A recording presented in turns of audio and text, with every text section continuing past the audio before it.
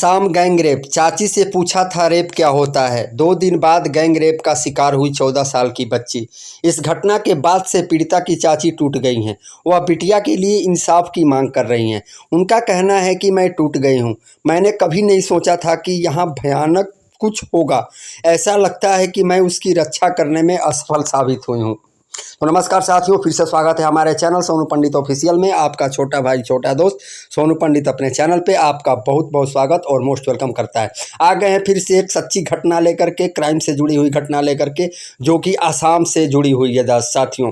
यह घटना है असम की। कोलकाता में लेडी डॉक्टर से रेप के बाद मर्डर की घटना से जहां देश भर में आक्रोश है, तो वहीं असम में मासूम से गैंग रेप की शर्मसार कर देने वाली घटना ने सबको हैरान कर दिया है और परेशान कर दिया है साथियों। 22 अगस्त को असम के ढिंग में ट्यूशन से लौटते समय 14 वर्षीय बालिका के साथ दरिंदों ने गैंग रेप जैसी घृणित घटना को अंजाम दे डाला। साथियों, मीडिया रिपोर्ट के अनुसार यह घटना उस समय हुई जब पीड़िता बमुश्किल अपने घर से आधा किलोमीटर दूर थी। इस जघन्य घटना ने न केवल पीड़िता के सपनों को चकनाचूर कर दिया, बल्कि उसके परिवार को भी सदमे और दुख में डाल दिया है साथियों। बता दें कि पीड़िता अपनी चाची और दादी के साथ रहती थी। पीड़िता का सपना डीएसपी बनना था, लेकिन उसके पिता उसकी ज़्यादा मदद नहीं कर पाते थे दोस्तों। लिहाजा उन्होंने अपने कलेजे के टुकड़े को उसकी चाची के यहाँ भेज दिया, ताकि वहाँ पे वो अच्छे से पढ़ाई लिखाई कर सके। इस तरह बिटिया की चाची ने ही उसे पाला पोसा। हालांकि आर्थिक रूप से उनकी हालत भी बहुत खराब थी, लेकिन उन्होंने यह तय किया कि बिटिया को अच्छी शिक्षा जरूर देंगे, चाहे इसके लिए हमें कुछ भी करना पड़े। उसकी चाची 10,000 रुपये के मामूली वेतन से परिवार का भरण पोषण करती थी और बिटिया की देखभाल और पढ़ाई लिखाई का जिम्मा भी उन्हीं के पास था और वही सारा खर्चा बिटिया की चलाती थी। लेकिन उनके जीवन में उस समय अंधेरा छा गया। उस समय उनको परेशान हो गई वह जब बिटिया के साथ यह घटना हो गई। यह शर्मसार करने वाली घटना 22 अगस्त की शाम करीब 6 बजे हुई थी। उस समय हुई जब मासूम बिटिया 3 हमलावरों ने अटैक किया और गैंग रेप की घटना को अंजाम दे डाला और उसे घायल अवस्था में ही जंगल में बेहोशी हालत में छोड़कर वहां से रफू चक्कर हो गए। स्थानीय निवासियों ने किसी तरह उसे ढूंढा और अस्पताल पहुंचाया, जहां से उसकी इलाज नगांव मेडिकल कॉलेज रेफर कर दिया गया साथियों। इस घटना के बाद असम में लोगों ने जमकर विरोध किया और रोष प्रदर्शन किया। दोस्तों, चैनल पे हमारे नए हैं तो आप चैनल को सब्सक्राइब जरूर कर लें और इस घटना को लास्ट तक सुनिएगा।